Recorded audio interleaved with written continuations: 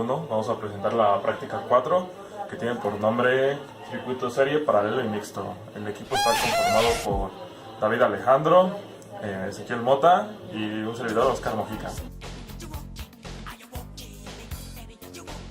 El circuito en serie se comporta de la siguiente manera.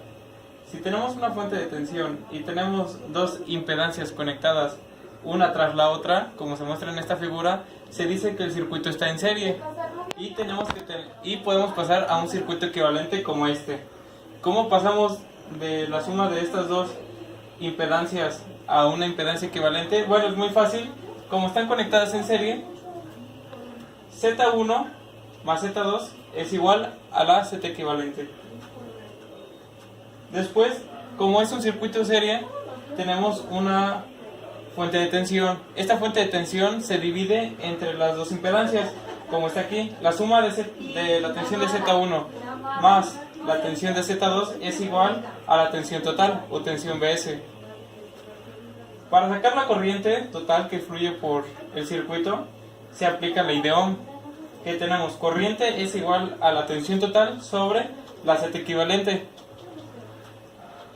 Un circuito en serie tiene la característica de la corriente por todos sus componentes es la misma. Por lo tanto, podemos decir que la corriente en Z1 es igual a la corriente en Z2, que es igual a la corriente total del circuito. Bueno, para obtener la impedancia equivalente de un circuito en paralelo, hay que hacer el inverso de la suma de los inversos. Es decir, el número de impedancias que tengamos aquí las vamos a ir sumando. 1 entre Z1 más 1 entre Z2 más 1 entre Z3 según tengamos impedancias.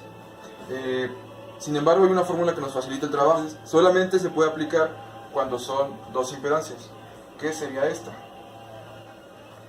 Otra cosa que tenemos que tener en cuenta para un circuito en paralelo es que la tensión existente en esta impedancia va a ser la misma que la tensión de la fuente, igual que en el segundo elemento. Y lo representamos con esta fórmula. Bs es igual a la tensión en Z1, en la impedancia 1, y eso es igual a la tensión en la impedancia 2. Aplicando la ley de Ohm, también podemos encontrar la corriente, que sería la tensión de la fuente entre la impedancia 1, eso nos daría la corriente en la impedancia 1. Para sacar la corriente en la impedancia 2, es la tensión de la fuente entre la impedancia 2. Con esto nos damos cuenta que la corriente total va a ser la suma de la corriente que pasa en cada impedancia. O sea que la corriente total es igual a la corriente en la impedancia 1 más la corriente en la impedancia 2. Desarrollo de la práctica. Paso 1. Se arma el siguiente circuito. Se conectó a una fuente de tensión alterna de 12 volts. Paso 3. Con ayuda del multímetro se midió la corriente total del capacitor y la tensión del capacitor. Los valores obtenidos se muestran en la siguiente tabla.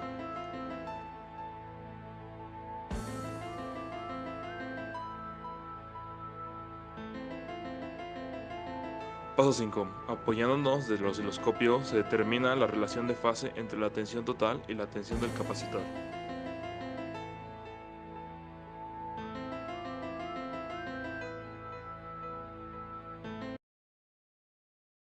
Experimental, vamos a explicar más o menos cómo se resolvió el circuito eléctrico. Bueno, para empezar tenemos que reducir en paralelo estos dos elementos, que es el capacitor y la resistencia. Aplicamos esta fórmula. Ya que lo tenemos reducido, sumamos en serie la resistencia 1 y la impedancia A, y obtenemos una impedancia nueva, que es una impedancia B, CR1 más ZA. Ya que teníamos reducido esta parte, el circuito se iba simplificando. Ahora tenemos que sumar en paralelo estos dos elementos, dando una nueva impedancia, que sería una impedancia C, que se sumó de esta manera.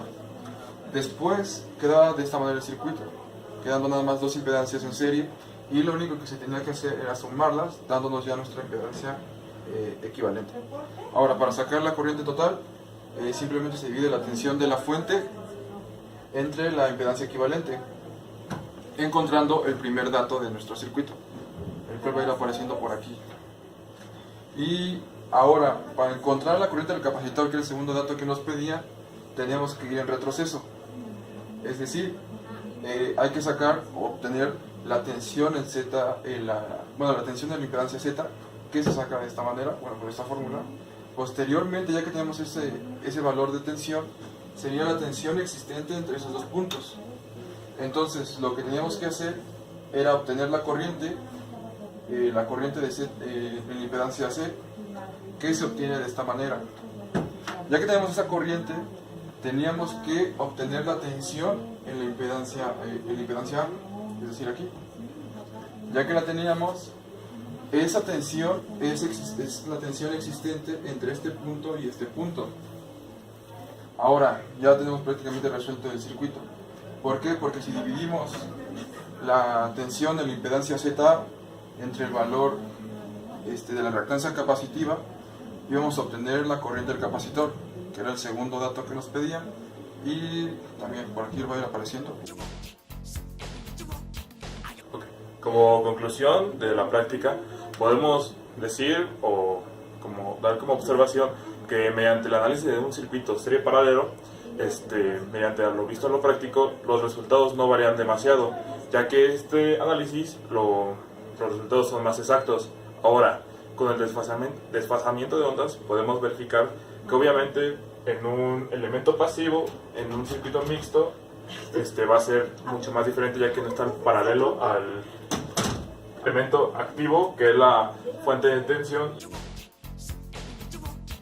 Decir que por la bobina que hay aquí en el circuito y su pequeña resistencia, obviamente tomada en cuenta en el análisis para obtener un resultado correcto y no erróneo, la tenemos que tomar en cuenta siempre que analicemos un circuito donde se incluye una bobina. Ahora, para el desfasamiento, esta misma es importante.